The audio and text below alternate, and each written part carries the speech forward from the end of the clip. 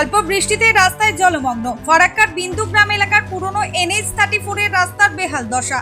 মুর্শিদাবাদের ফারাক্কা ব্লকের বেনিয়া গ্রাম পঞ্চায়েতের অন্তর্গত বিন্দুগ্রাম এলাকার পুরনো NH-34 এর রাস্তার বেহাল দশা।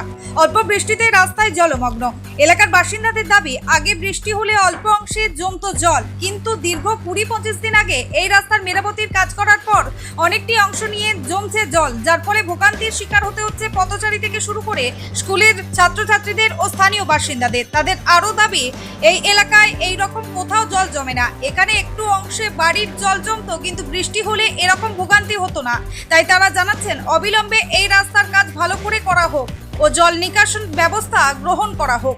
অপরদিকে ওই এলাকার পঞ্চায়েত সমিতির সদস্যরা ও খাদ্য কর্মদক্ষের প্রতিনিধিরা বলেন, এই রাস্তার ফারাক্কা ব্যারেজের, কিন্তু এই রাস্তা সংস্কারের জন্য ব্যারেজ নো অবজেকশন না দেওয়ার জন্য এই রাস্তার কাজ হচ্ছিল না। বিধায়ককে এই রাস্তার কথা বলা হয়েছে, তিনি SRD অধীনে এই রাস্তার কাজ হবে বলে জানিয়েছেন। তিনি আরও বলেন, প্রাক্তন বিধায়ক তথা রাজ্য তৃণমূল কংগ্রেসের সহ সভাপতি বেশ কিছুদিন আগে এই রাস্তার কাজ মানুষের ভালোর জন্য করেছিলেন, কিন্তু আরো খারাপ পরিস্থিতি হয়ে গেছে। তাই অবিলম্বে এই রাস্তার পরিদর্শন করে রাস্তা ঠিক করে দেবার অনুরোধ করেন। এই রাস্তাটা এটা হচ্ছে পুরাতন 34 নম্বর জাতীয় সড়ক। এটা ফারাক্কা ব্যারেজের জায়গার উপরে এই জাতীয় সড়কটা তৈরি হয়েছে। আমরা বিধায়ক সাহেবকে 4টা রাস্তা আমি দিয়েছিলাম।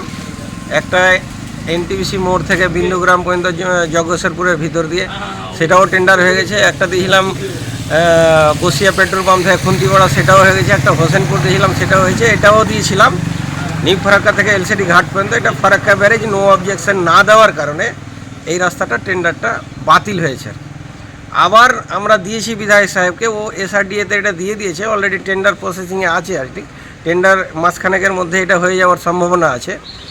যদিও আমরা বলেছি ব্যারেজ বলেছে নো অবজেকশন যদিও না দেয়, যেমন আপনার ঘোড়াইপাড়া বেওয়াতে যে রাস্তাগুলো হচ্ছে, ফারাক্কা ব্যারেজ নো অবজেকশন দেয়নি, কিন্তু গ্রামের লোক ওগুলো দাঁড়িয়ে থেকে জবরদস্তি করে নিচ্ছে। আমরাও বলেছি বিধায়ককে যে আমরাও জবরদস্তি এখানে করিয়ে নেবো, আপনি শুধু টেন্ডারটা করে দেন, কাজটা চালু করে দেন। এটা হয়ে যাবে মাসখানেকের মধ্যে, আশা করছি।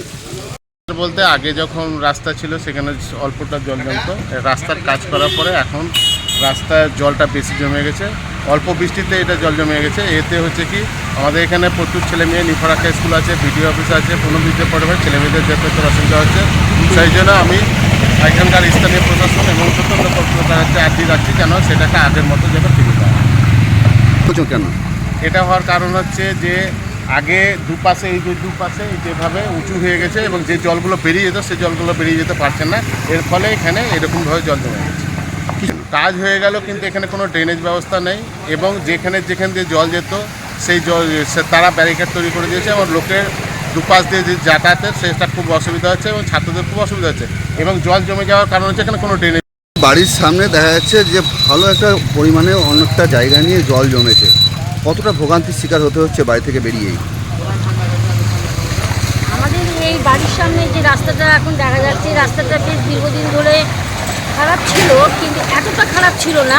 কয়েকদিন আগে আমাদের এখানে কাজ করা হয়েছিল, কিন্তু কাজ করার পরেও দেখা গেল যে এমনভাবে 5 মিনিট বৃষ্টি হওয়াতেই আমাদের এই জলের অবস্থা এমন হলো যে ছোটো ছোটো বাচ্চারা স্কুল যেতে, এমনকি গরু ছাগল যারা আছে তারাও মাঠে চড়তে পারছে না, গাড়ি ঘোড়া বাইক ঠিক মতো যেতে পারছে না। এমনকি আমরা যে ICDSM থেকে কর্মীরা ঠিক মতন যাতায়াত করবো ঠিক টাইমে, তাও আমাদের দূর থেকে আসতে অসুবিধা হয়। আর তাছাড়া হচ্ছে যে স্কুলের যে ছাত্রীরা যে সমস্ত স্কুলে পড়ছে তাদের গাড়ি ঠিক জায়গাতে প্লেস করে দাঁড়াতে পারছে না, বাচ্চাদের খুব ভোগান্তি হচ্ছে। আর সবচেয়ে বড় কথা হচ্ছে, আমি চাই যে যত তাড়াতাড়ি সম্ভব হয় এই এখান থেকে যতদূর পর্যন্ত রাস্তাটা এরকম ভোগান্তি দেখা যাচ্ছে, সেই রাস্তা যেন উপযুক্ত ম্যাটেরিয়ালস দিয়ে যেন শক্তপোক্তভাবে যেন রাস্তাটা মেরামত করা হয়। আর ভবিষ্যতে যদি আমাদের এই রাস্তাতে 10টা গাড়ি খুব যাতায়াত করে, এই গাড়ি যাওয়ার ফলেই কিন্তু আমাদের এই রাস্তার ভোগান্তিটা আরও বেশি হয়। তাই আমি এটাই বলবো, যেন উপযুক্ত ম্যাটেরিয়ালস দিয়ে রাস্তা যেন মজবুত তৈরি করা হয়, যাতে 10টা গাড়ি গেলেও যাতে কোনো জায়গায় গর্ত না হয়ে জল জমে। আমরা ভবিষ্যতে কিন্তু এটাই চাই, আমরা উপযুক্তই এটাই বিচার চাইছি। সত্যি খুব কষ্ট হচ্ছে পথচারীদের, এবং আগে যে রাস্তাটা ছিল সেই রাস্তাটাই এখন ভাবছি যে সেই রাস্তাটাই ভালো ছিল। এই যে মাল ফেলা হলো রাস্তাটা ভালো করার জন্য, মাল ফেলার পরে আরও অন্যদিকে আবার জল জমে গেল। পথচারীরা মানে এত বিভ্রান্ত হচ্ছে এই জায়গাটার জন্যে। বেনিয়াগ্রাম অঞ্চলের মধ্যে মনে হয় জায়গা আর খারাপ নাই, এইটুকু জায়গাই খারাপ। তো আমার অনুরোধ, যারা যে মানে ভালো করার জন্যই চেষ্টা করেছিল, ভালো তো হলো না, তো আমার অনুরোধ যে সেই জায়গাটা যেন আবার পুনরায় মেরামত করা হয়। কতদিন আগে রাস্তার কাজ হয়েছিল? ওই 15-20 দিন আগেই হয়েছে, 15 দিন। রাস্তার কাজ হওয়ার পরে আবার এরকম আবার মানে আরও খারাপ পরিস্থিতি।